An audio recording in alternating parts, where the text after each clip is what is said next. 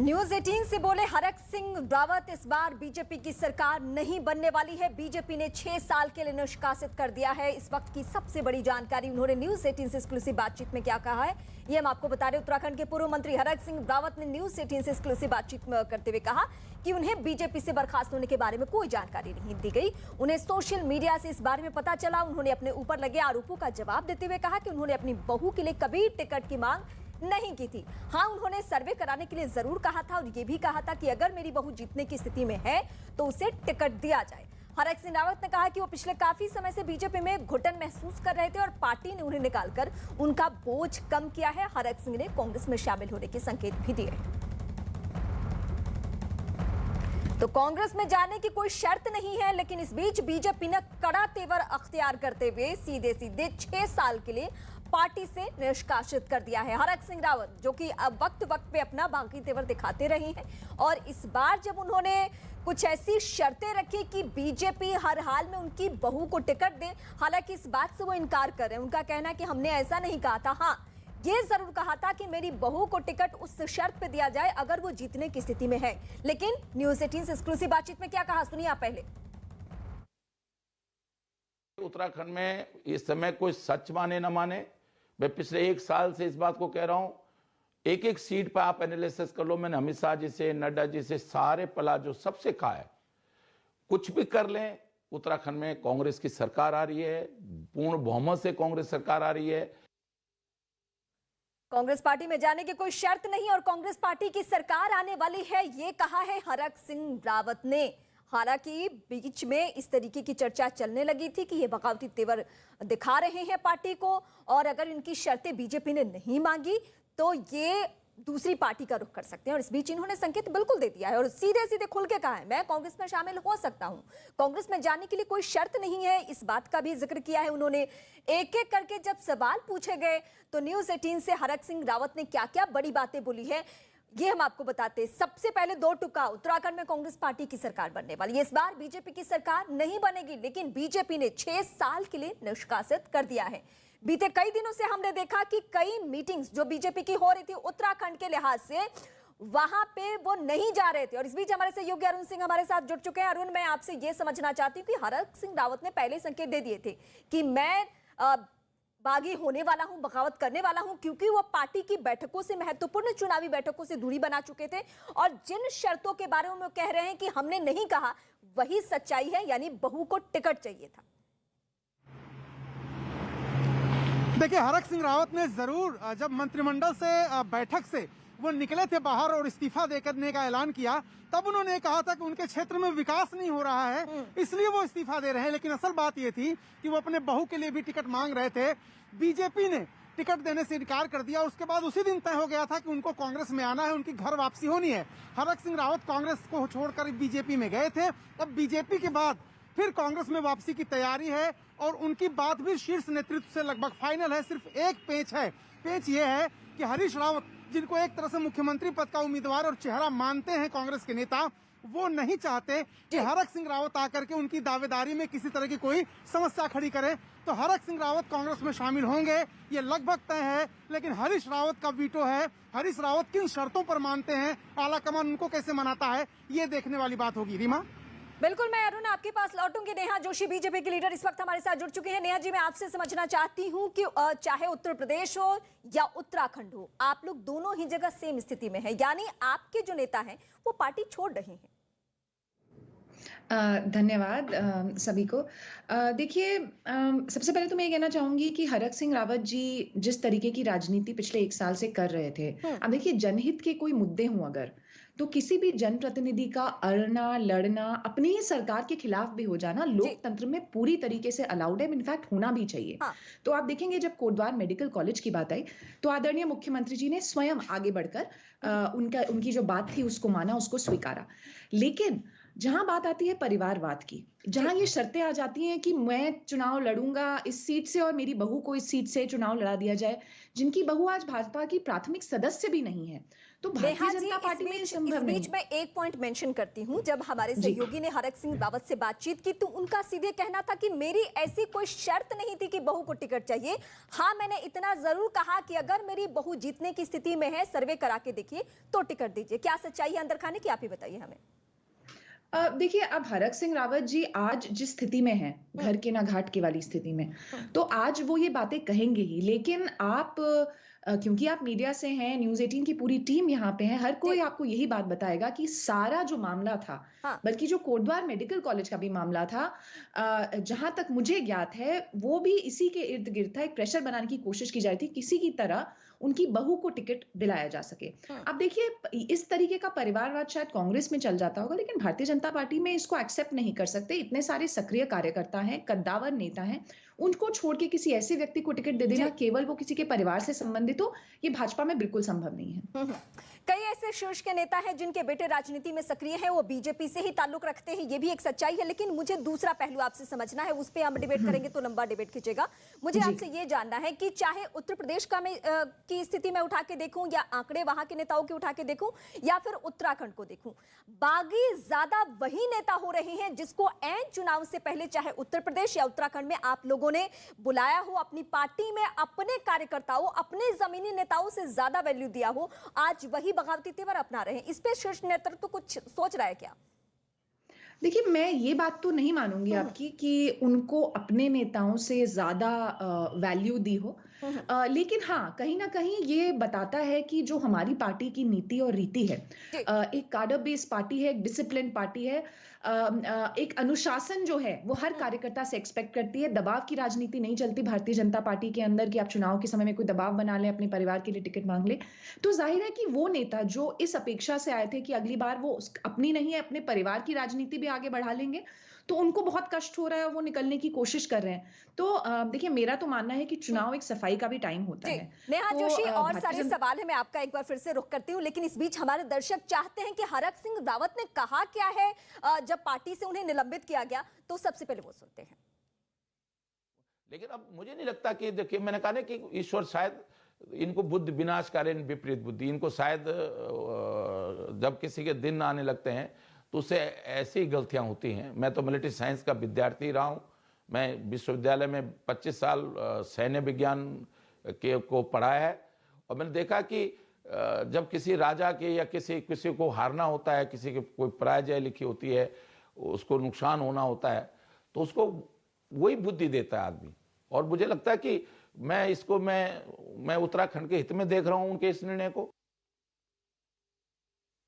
और दिवांकर हमारे सहयोगी इस वक्त हमारे साथ उत्तराखंड से जुड़ चुके हैं। मैं आपसे ये पहलू सबसे पहले समझना चाहूंगी, हरक सिंह रावत की बातें सुना रहे हैं और बीजेपी के लीडर्स का क्या कहना वो भी हम अपने दर्शकों को सुनवा रहे हैं, लेकिन इसकी पटकथा कब तैयार हुई थी हरक सिंह रावत को लेकर, या कब बुनियाद पड़ी थी? क्योंकि हमें जो ख्याल आ रहा है कि ये बार बार अपना तेवर इस तरीके से दिखाते रहे हैं उत्तराखंड में खासकर।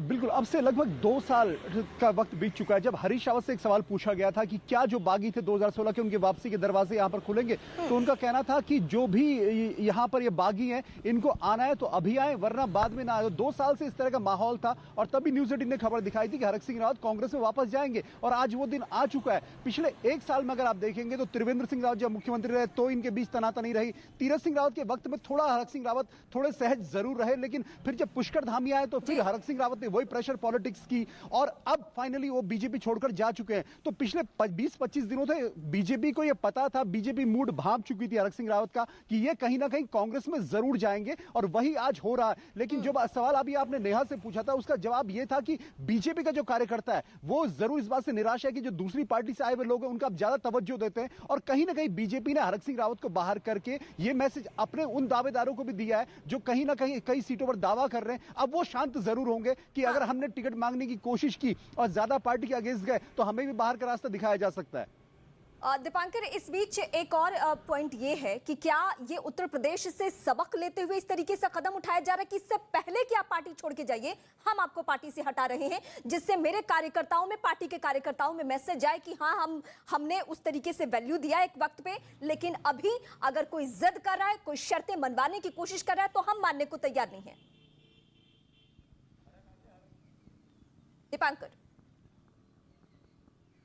बिल्कुल, उत्तर प्रदेश में जिस दिन से विधायकों के जाने का सिलसिला शुरू हुआ, उसी दिन, जिस दिन से उत्तर प्रदेश में विधायकों के जाने का सिलसिला शुरू हुआ, उसी दिन से उत्तराखंड का बीजेपी संगठन इस बात को लेकर चिंतित था कि अगर हमारे विधायकों ने ऐसा किया तो फिर हम क्या करेंगे, क्योंकि कई सीटों पर रिवोल्ट की स्थिति है, जहां पर विधायक मानते हैं कि हमारी यहां पर बातें नहीं सुनी गई, हम छोड़कर चले जाएंगे। हरक सिंह रावत कहीं ना कहीं उन सबको साथ लेकर चलने की बात कर रहे थे। लेकिन हां, बीजेपी को यह पता था कि हरक सिंह रावत कांग्रेस में जाएंगे। अगर हरक सिंह रावत बीजेपी से सीधे कांग्रेस में जाते तो मैसेज होता कि बीजेपी को डैमेज हुआ है। अब जबकि बीजेपी ने उन्हें निष्कासित किया है और अब वो कांग्रेस में जाएंगे, तो बीजेपी ने यह दिखाने की कोशिश की है पब्लिक में, या एक परसेप्शन दिखाने की कोशिश की है कि हमने एक कड़ा एक्शन लिया। क्योंकि हरक सिंह रावत अगर अचानक से चले जाते तो फिर बीजेपी को एक्शन दिखाने का मौका यहां पर नहीं मिलता, तो बीजेपी डैमेज दिखाती। उससे ज्यादा बीजेपी अब यहां पर एक सिंपैथी गेन कोशिश करेगी कि हरक सिंह रावत की गलती थी, इसलिए हमने उन पर एक्शन लिया। और अब वो कांग्रेस में जा रहे हैं। आपने यहाँ पे परसेप्शन का राजनीति में बहुत वैल्यू है और इसी बात को बीजेपी बखूबी समझती है और इसी को देखते हुए उसने इस तरीके से कदम उठाया। इस बीच हम अपडेट करें आपको कि अभी उत्तराखंड की स्थिति क्या है, अब वहां पे क्या हो रहा है। बीजेपी नेता महेंद्र भट्ट ने भी न्यूज़ 18 से बातचीत की और कहा कि हरक सिंह पर कार्रवाई हुई है।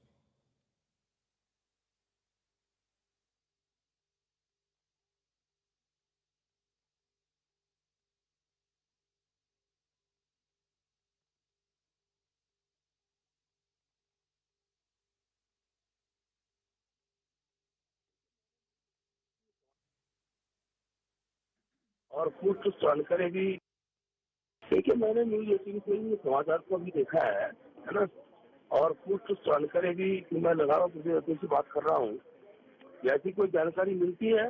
और क्योंकि पार्टी का ना अनुशासन है, दबाव की राजनीति बीजेपी के अंदर चलती नहीं है। हरक सिंह उत्तराखंड के बहुत बड़े नेता हो सकते हैं, लेकिन पार्टी के अंदर मर्यादा और संगठन के नियमों के आधार चलने का जो नेचर है, इसको उन्होंने माना नहीं है। और पार्टी ने अगर ऐसा कोई निर्णय लिया तो एक अच्छा निर्णय है। तो महेंद्र भट्ट जो कि बीजेपी के नेता हैं, इस वक्त आप सुन रहे थे, सबके सुर तल्ख हो चुके हैं क्योंकि पार्टी ने एक्शन लिया है। इस बीच क्या बातचीत हुई है, हम सुनवाते हैं एक बार। बर्खास्तगी आपकी की गई है, आप क्या वजह मानते हैं इसके पीछे? मैं सोचता हूं कि विनाशकालीन विपरीत बुद्धि, क्योंकि मैं कल जब वो उमेश काऊ जो रायपुर से विधायक हैं, उन्होंने कहा कि भाई प्रहलाद जोशी जी ने आपको दिल्ली बुलाया है, तो हम लोग दिल्ली के लिए चले थे, 5 बजे के आसपास दिल्ली के लिए चले देहरादून से। तो सोशल मीडिया में हम देख रहे थे रास्ते भर की न्यूज़ चल रही कि हम कांग्रेस में सम्मिलित हो सकते हैं, ये हो सकता है। और मैं जब दिल्ली 9 साढ़े 9 बजे के आसपास दिल्ली अपने घर ग्रीन पार्क पहुंचा, तो मेरे घर पे थोड़ा सा बिजली की कुछ प्रॉब्लम हो गई थी, तो हम उसको ठीक करने लगे। इस बीच सोशल मीडिया और मीडिया में न्यूज़ आई कि मुझे बर्खास्त कर दिया गया। तो जबकि बल्कि अनिल बलूनी जी से जो पार्टी के प्रवक्ता उनसे बातचीत हुई, तो मैंने कहा भाई इसमें मैं थका हूँ और सुबह मैं आपको मिलने आऊँगा, फिर बातचीत करेंगे। तो अचानक ये जो घटनाक्रम एकदम तेजी के साथ हुआ। मैं सोचता हूँ कि जो ईश्वर करता है, जो केदार बाबा बद्रीनाथ का जो आशीर्वाद होता है, वो शायद कोई अच्छे के लिए होता है। तो शायद मुझे नहीं मालूम कि भारतीय जनता पार्टी ने इतने बड़ा राष्ट्र नेतृत्व केवल सोशल मीडिया पे फर्जी समाचारों के बलबूते पर इस तरह का कैसा डिसीजन लिया है, मैं खुद नहीं समझ पा रहा हूँ। क्योंकि मेरी कांग्रेस में किसी से कोई बात भी नहीं हुई थी। वहाँ गणेश गोयल जो प्रदेश अध्यक्ष है, दो दिन पहले उनका फ़ोन जरूर मुझे आया था, प्रीतम सिंह जी का आया था। वो लोग सामान्य रूप से, क्योंकि साथ के लोग हैं, छोटा प्रदेश है हमारा, तो सामान्य रूप से बातचीत करते रहते कि राव जी आप हमारे साथ आ जाओ।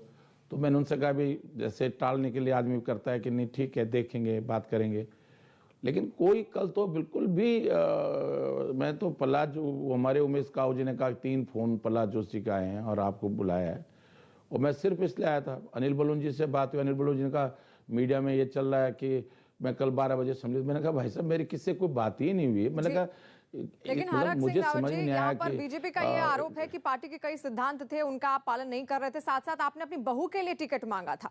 वह देखिए ये बिल्कुल अब क्या अपना चेहरा छिपाने के लिए, कई बार क्या होता है कि जब कोई बड़ी गलती हो जाती किसी से तो वो कोई अपनी गलती स्वीकार करने के लिए तैयार नहीं होता। मुझे बड़ा दुख है इस बात का कि भारतीय जनता पार्टी का इतना बड़ा नेतृत्व और वो इस तरह की प्रहलाद जोशी से 2 दिन पहले मेरी देहरादून में जब 3 दिन पहले मुलाकात हुई थी, उन्होंने बुलाया था, तो मैंने कहा भाई मैं भी रेस्टोरेंट गया था और जिस तरह अनुकृति गोसाई जी ने, जो हमारी बहू है, उनके जितने 5,000 महिलाएं आई थी, एक उत्साह है उनको लेकर।